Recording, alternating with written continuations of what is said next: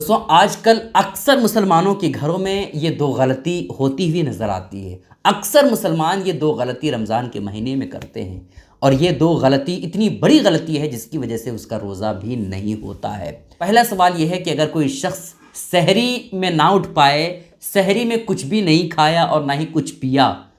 تو ایسی کیفیت میں اس کی نیند جو ہے وہ صبح سویرے کھلی، تو اسی طرح سے اگر وہ روزہ رکھنا چاہے تو اس کا روزہ ہوگا یا نہیں ہوگا۔ اسی طرح سے سحری کا ٹائم، اصل ٹائم کب تک ہوتا ہے؟ کیا اذان تک ہوتا ہے یا اذان سے پہلے پہلے سحری کا ٹائم ختم ہو جاتا ہے؟ اور اگر کوئی اذان تک کھائے پیے تو اس کا کیا حکم ہے، وہ میں آپ کے سامنے بڑی تیزی کے ساتھ بتاتا چلوں۔ دوستوں دیکھیں، جب انسان روزہ رکھتا ہے اور روزہ رکھ کر کے کچھ کام کرتا ہے نا، کسی کام کو انجام دیتا ہے، تو ایسی کیفیت میں اس کا بدن بالکل تھک سا جاتا ہے، پیاس سے اس کی شدت بڑھ جاتی ہے، پیاس کی بھوک کی شدت بڑھ جاتی ہے۔ ایسی کیفیت میں جب روزہ کھولتے ہیں تو بالکل سکون والی نیند آتی ہے، اور جب تراویح کی نماز کے لیے جاتے ہیں اور جب کافی دیر تک کھڑے کھڑے رہنا پڑتا ہے، تو ایسی کیفیت میں جب تراویح پڑھ کر کے انسان آتا ہے تو ایسا لگتا ہے کہ بستر ہی سب سے بڑی چیز ہے، نیند کے علاوہ کوئی اور پیاری چیز ہے ہی نہیں دنیا میں، ہے نا۔ اور جب بندہ سوتا ہے اس کے بعد اس کی نیند جو ہے وہ بالکل صبح سویرے 7 بجے یا 6 بجے کھلتی ہے، تو ایسی کیفیت میں وہ سحری کہاں کیا؟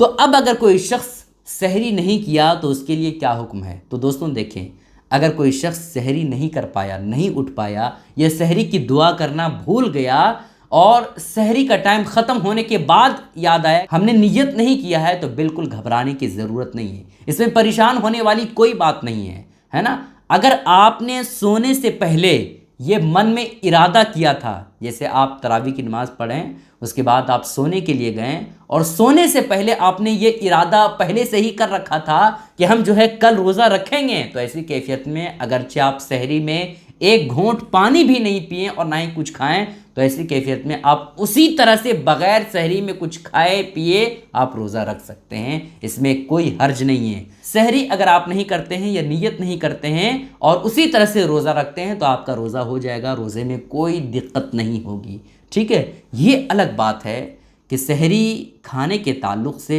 حدیث پاک میں نبی پاک علیہ السلام نے بہت بڑی فضیلت کا ذکر کیا ہے، اور یہ تک کہا گیا ہے کہ سحری کیا کرو، اگرچہ ایک گھونٹ پانی سے کرو لیکن ضرور کرو، چونکہ سحری کرنے والے کے گھر میں خوب رحمتیں برستی ہے، خوب برکتیں ہوتی ہے، اس کے رزق کو بڑھا دیا جاتا ہے، ٹھیک ہے۔ تو سحری آپ ضرور کریں، لیکن اگر آپ کبھی سحری نہ کر پائیں، نیت نہیں کر پائیں، تو کوئی دقت کی بات نہیں ہے، آپ کچھ بھی نہ کھائیں اور نہ ہی پئیں، روزے دار کی طرح رہیں، آپ کا روزہ ہو جائے گا، ٹھیک ہے۔ اور دوسری سب سے بڑی غلطی جو لوگ کرتے ہیں وہ یہ کہ ان کو معلوم ہوتا ہے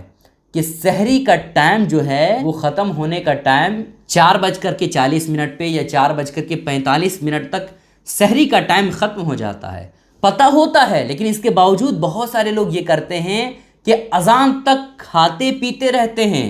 سحری کا ٹائم وہ اصل یہ سمجھتے ہیں کہ جب تک اذان نہیں ہوئی ہے تب تک ہم کھا پی سکتے، اس میں کوئی حرج نہیں ہے۔ ایسا نہیں ہے دوستوں، اگر سحری کا ٹائم 4:40 پہ ختم ہے تو 4 اگر آپ 41 پہ کچھ کھاتے پیتے ہیں تو آپ کا روزہ ہوگا ہی نہیں،